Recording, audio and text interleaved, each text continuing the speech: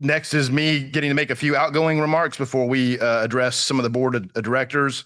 It is the NCADA is an incredible organization. It's been a privilege of my career to be a part of it since the day I started, and to have served on the board, and this last year to have served as president. I really want to start by thanking any of the board members that are here or the executive committee that is here. It was a pleasure working with all of you. We dealt with a few curveballs this year that I'll get into here in a little bit. But the time and dedication of the board to try to do what was right for the organization and right for the profession is pretty evident. I also must thank the person that makes every president, past or future, look like they have a resemblance of a clue of what they're doing. And that is the queen of all things NCADA, Lynette Pett.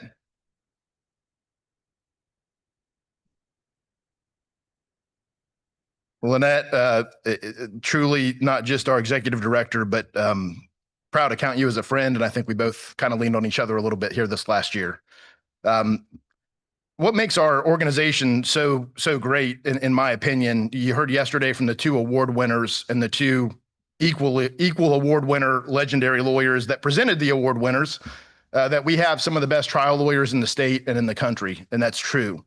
But we also have people that genuinely care. They care about their clients. They care about their firms.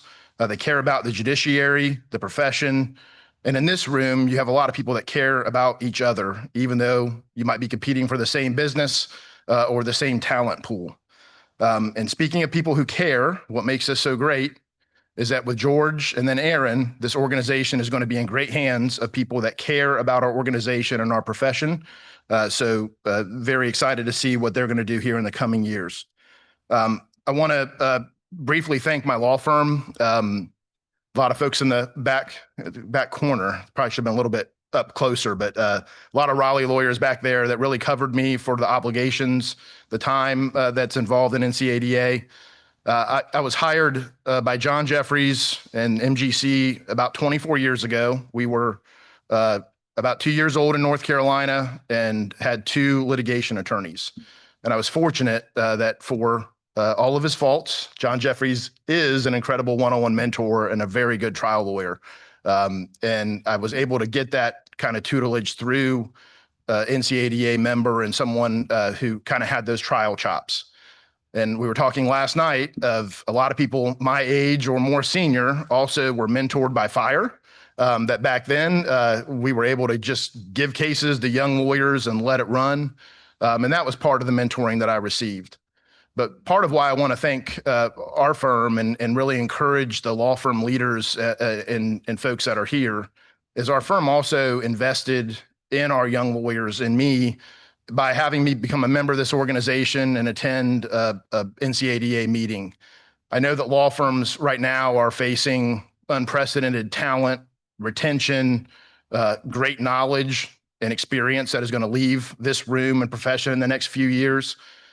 Encourage the law firms, invest in your young people, send them to these meetings. By doing that, number one, there's a lot to learn from this room and from these sessions. Number two, you're showing them that you believe in them and are important to them and are willing to invest in them. So I encourage you to do that.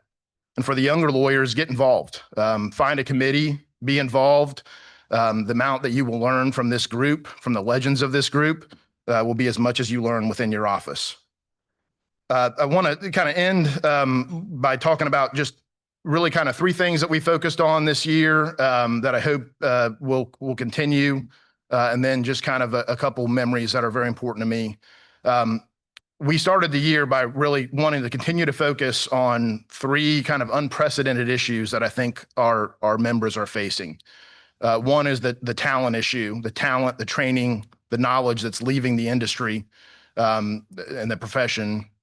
2 is generative AI and what is it, and are we really going to have to use it, and understanding the ethical issues involved in it.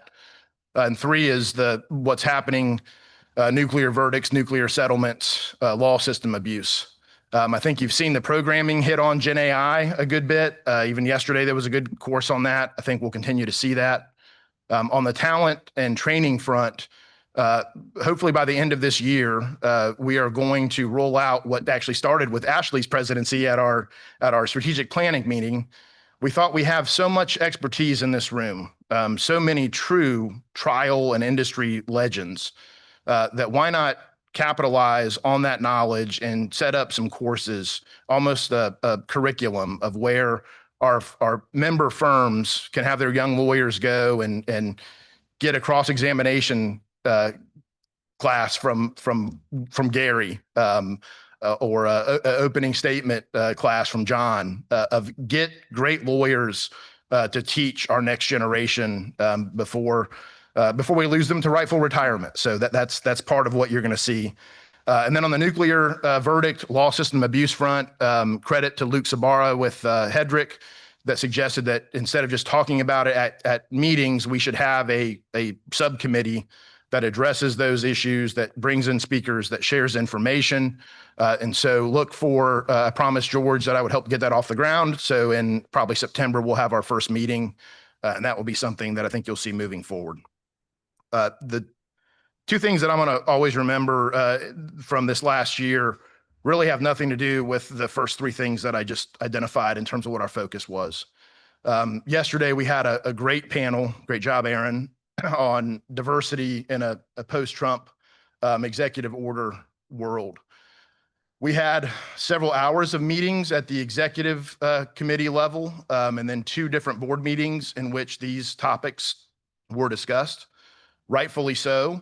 There are a lot of very strong feelings on those issues, wrongfully so. Those issues can sometimes turn political. The manner in which our board handled those discussions, the amount of empathy that was shown, the amount of compassion and understanding that was shown, where we ended up with, I'm very proud of what we did that you saw yesterday that was approved by the board, of a statement that stands for what we know is right, what we believe is important to our organization, but also make sure that the policy does not put the organization in any unnecessary danger or targeting. Just very proud of the board and how they handled those meetings. The last thing is the support that I just saw people giving each other this year. It was June 12th last year. I was on the way to Asheville with my family, and we got a phone call from my son had been having right arm pain, and we were told that with almost certainty he had a sarcoma in his arm, and probably a Ewing sarcoma, which is even worse. I barely got through a phone call with Lynette, turned back around, and obviously missed the meeting. I think Chris was probably ready to have a 12-pack of beer and play golf all weekend. Chris stepped up and hosted that meeting for me. The next few months was just complete limbo. Amazingly, it was not a sarcoma. It was an issue, but we are dealing with it. That's not nearly as serious. And throughout that whole process, Lynette would reach out to me all the time, not as an executive director, but as a friend. Different board members would reach out. People in the organization that knew what was going on would reach out.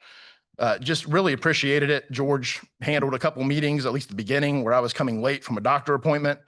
I like to think that once those first few months got by, I became a decent president after that, but maybe not. But the amount of support and the carrying of my obligations that people did, I think just speaks to the type of people that we have in this organization. We have legends in the courtroom, but we've got damn good people outside of the courtroom. So thank you for that. And it's been a true pleasure doing this. The last thing that